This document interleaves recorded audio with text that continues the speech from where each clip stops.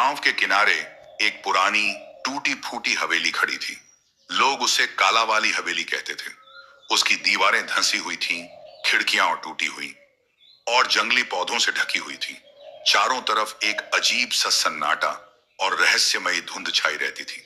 कहते हैं वहां रात को अजीब अजीब आवाजें आती थीं, कभी किसी औरत के रोने की, कभी जंजीरों की खड़खड़ाहट की।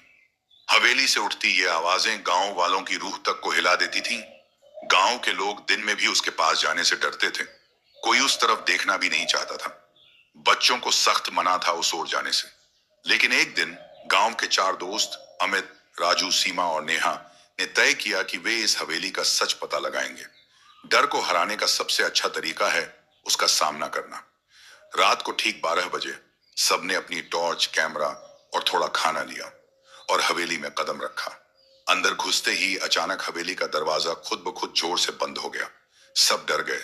जैसे ही वे अंदर बढ़े, तापमान गिरने लगा। हवा में अजीब सी ठंडक और सड़ांध घुल गई। दीवारों पर मकड़ियां, धूल और हर कोने में अंधेरा पसरा था। हर दीवार पर अजीब चित्र बने थे। कुछ तो ऐसे लग रहे थे जैसे पुराने खून से बनाए गए हों। दीवारों पर डरावने निशान और मोमबत्तियों की हल्की रोशनी। माहौल और डरावना हो गया।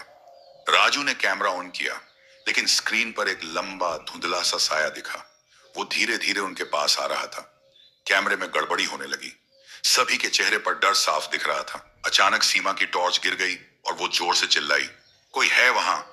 टॉर्च से अजीब सी परछाइयां बनने लगी। फिर एक धीमी फुसफुसाती आवाज आई, मुझे यहां से मुक्ति चाहिए। हवा में जैसे वो शब्द तैर रहे थे।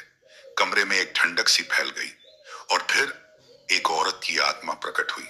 सफेद साड़ी में उसकी आंखों से नीले आंसू बह रहे थे।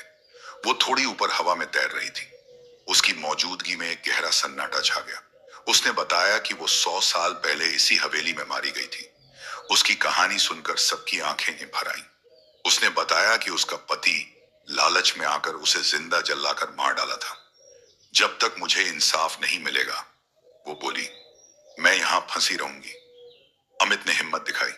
उसने वादा किया, मैं पुलिस में रिपोर्ट करूंगा और तेरे पति के वंशज को सजा दिलाऊंगा।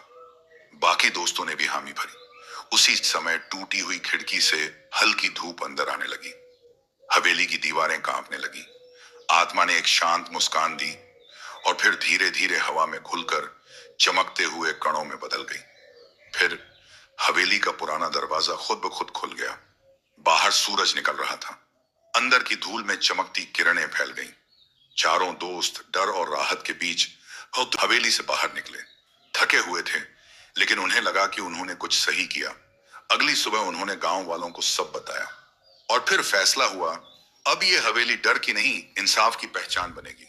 हवेली को एक स्मारक बना दिया गया, जहां इंसाफ और आत्मा दोनों को मुक्ति मिली।